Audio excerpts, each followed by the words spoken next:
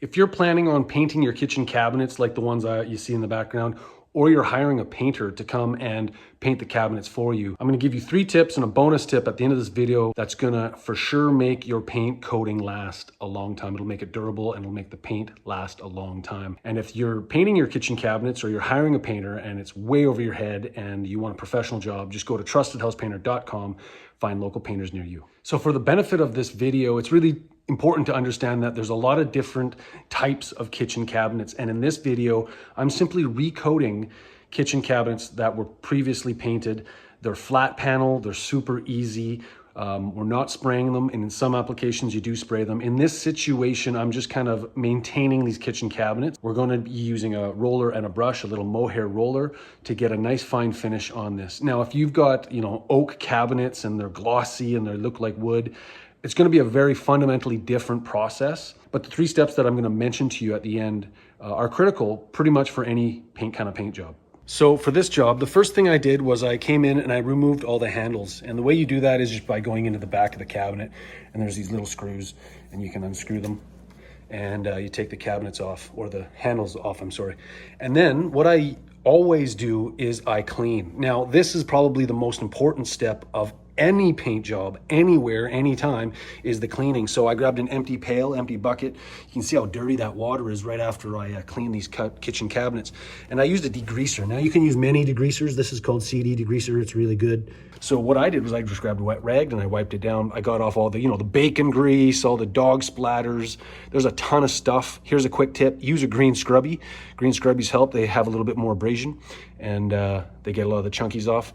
So then I basically washed it all down, and that includes like the top edge, this edge here. And while I'm at it, I'll clean the inside. For the benefit of this video, I'm not painting the inside of the back sides here. I'm just painting the outsides. So I took off the handles, and then I gave it a good clean, and then I sanded it down. And I sanded it down with this kind of sander right here. It's just a flat panel sander. You can also use like sponge pads. I like this because you can put a little weight on it, and you can go back and forth, and it does the job quite fine. And for this, I use like a 120 grit or a 150 grit, depending on what how soft it is, how kind of surface, if it's flat or if it's, little groove, depends on how bad it is. I used a 120 lightly, and it works well. After that, I quickly wiped it down. I vacuumed everything up. Then once it was sand vacuumed and cleaned, then what I do is go ahead and hit it with the paint. So what I used for this project was the Advanced. I love this Advanced, Benjamin Moore Advanced. It's a pearl finish. It's a waterborne alkyd. It's a really nice finish. And the trick that I do is I use this thing called a mohair roller. It's called Velour roller. This one is like almost a 6-inch here. You can get shorter ones.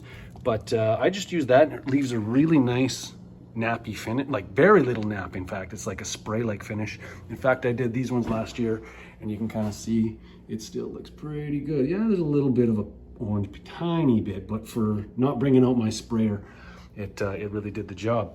So as I mentioned in the beginning of the video, if your cabinets are those oak cabinets and they're glossy and they got a polyurethane film on it, it's going to be a very, very different process.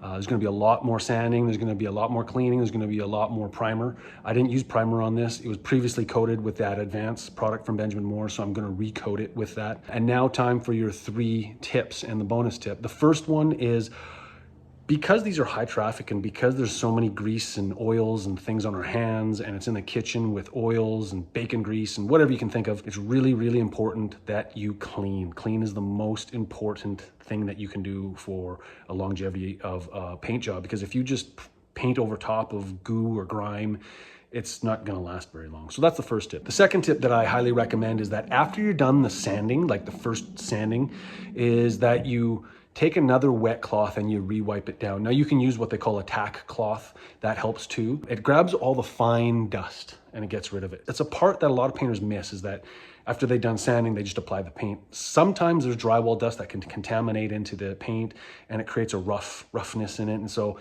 I always just do that little extra step, wet rag, wipe it down, do it again. So the third tip I have for you is another thing that some painters don't do, and that is a light scuff in between coats. Now, as I mentioned earlier, I'm using what they call a mohair roller, a velour roller. It's really, really tiny nap, creates a tiny, tiny nappy finish. Using this waterborne alkyd, levels well. It almost looks like a spray finish. This is just the first coat I put on. I'm gonna allow it to dry. I'm gonna follow the recommended timeline on the can. And then I'm going to come back and I'm going to do a light scuff. And I'm going to use like a 220 or something even higher of a grit. Sometimes I even just use those green scrubbies, a brand new green scrubby, never been used. And I just lightly scuff it. And that just knocks off all the little things. You don't want to sand too much because you want to have a little bit of a build. That's what builds protection, creates protection. But the third tip is sand in between coats, especially for cabinets. It just gives it a better adhesion and it makes it last a lot longer. And now that I come to the end, I've got 2 bonus tips for you. The first one is using that mohair roller as I showed you. It's really, really effective means of having a spray-like finish without having sprayer, bringing out the sprayer, masking everything off. And it works really well for flat panel cabinets like you see behind me. So that mohair roller, that's a nice little tip. Ask your paint retailer, ask your painter if they use that. The final tip, and this is like a tip that's beneficial for any paint job that you have, any paint job, especially for cabinets, especially for wood decks, especially for things that get high traffic right away, front doors. And that is allow enough time for the paint to cure. Just because it's dry doesn't mean the paint is cured. So what happens a lot is people paint their deck, they wait maybe a day and the deck is dry. So they bring on their chairs, they bring on the barbecue and it scratches and the paint fails. Same thing with the kitchen cabinets. If you can try not to use your cabinets for at least a few days, depends on the product. Some products take more time to cure than others, but the curing process sometimes takes anywhere from 10 to 20 days for it to actually cure and harden. And if you're using an enamel or something else like that, it's really important that you just have that patience and be really delicate before you're putting on all the hardware and using it with your nails and whatever you're going to use. So that's my final tip. My name's Paul from Trusted House Painter. If you need a painter for anything, interior, exterior, go to trustedhousepainter.com. We got local painters for you there. Plus we have resources that help you have a perfect painting project.